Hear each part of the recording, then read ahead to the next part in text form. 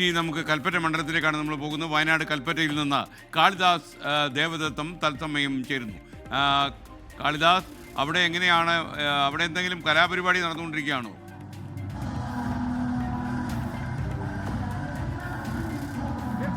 ഇവരിപ്പോൾ UDF സ്ഥാനാർത്ഥി T സിദ്ദിഖിന്റെ പ്രചരണാർത്ഥം ഗായിക അഞ്ജു ജോസഫിന്റെ ഷോ നടന്നുകൊണ്ടിരിക്കുകയാണ്. കൽപ്പറ്റ ചന്ദ്രഗിരി ഓഡിറ്റോറിയത്തിലാണ്.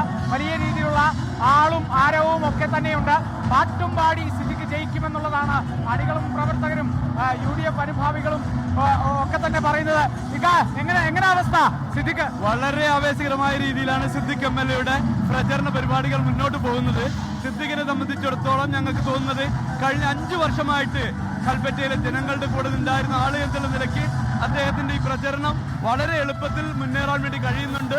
വലിയ ആത്മവിശ്വാസത്തിലാണ് കൽപ്പറ്റയിലെ ആളുകൾ. സിദ്ദിഖ് വീണ്ടും കൽപ്പറ്റയുടെ ജനപ്രതിനിധിയായിട്ട് വരുമെന്നുള്ള കാര്യത്തിൽ ഞങ്ങൾക്ക് എല്ലാവർക്കും വലിയ ആവേശമുണ്ട്, ആത്മവിശ്വാസമുണ്ട്. ഓക്കെ, അത് തന്നെയാണ്. ഇവിടെ ഈ ഒരു ഭാഗത്തേക്കൊക്കെ വലിയ രീതിയിലുള്ള ആളും ആരും ഒക്കെ ഉണ്ട്. എങ്ങനെയാ സിദ്ദിഖ് ജയിക്കുമോ? കൽപ്പറ്റ തൂക്കോ? 25,000 ജയിക്കുമെന്ന ചോദ്യമില്ല.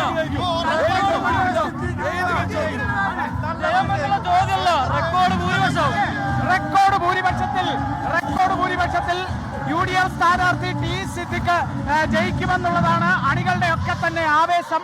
പാട്ടും പാടി ജയിക്കുമെന്നുള്ളതൊക്കെ തന്നെയാണ് ഇവിടെ ഇപ്പോൾ ആ ഷോ നടന്നുകൊണ്ടിരിക്കുകയാണ്. എന്തായാലും കൽപ്പറ്റ മണ്ഡലത്തിലെ സാഹചര്യം നമ്മൾ നോക്കുകയാണെങ്കിൽ LDF-നും UDF-നും ഏറെ വളക്കൂറുള്ള മണ്ഡലമാണെന്ന് പറയുമ്പോൾ പോലും LDF സ്ഥാനാർത്ഥിയും NDA സ്ഥാനാർത്ഥിയും ഒക്കെ തന്നെ അവിടെ ഒരു മത്സരം ഉണ്ടാക്കുന്നുണ്ട്.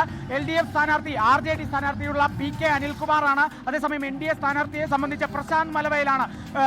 ഇവരെ എല്ലാം സംബന്ധിച്ച് ജയം ഉറപ്പാക്കുക എന്നുള്ള ലക്ഷ്യം വെച്ച് വലിയ രീതിയിലുള്ള പ്രചരണം തന്നെ മുന്നോട്ട് കൊണ്ടുപോയിട്ടുണ്ട്.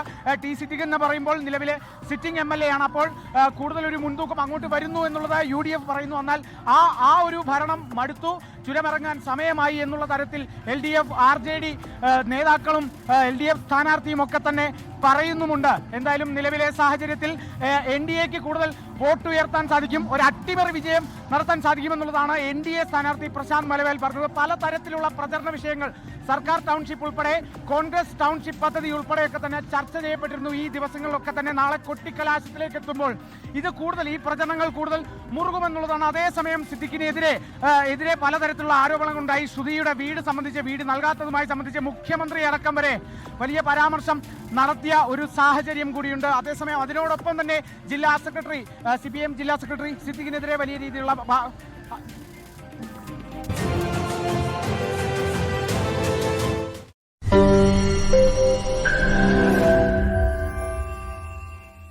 ലോകത്തെവിടെയായാലും ഏത് സമയത്തും 24 വാർത്തകളും ഓഗ്മെന്റഡ് റിയാലിറ്റി പാക്കേജുകളും എക്സ്പ്ലെയിനറുകളും വിശദമായി കാണാൻ ഞങ്ങളുടെ YouTube ചാനൽ നിങ്ങൾക്ക് സബ്സ്ക്രൈബ് ചെയ്യാം.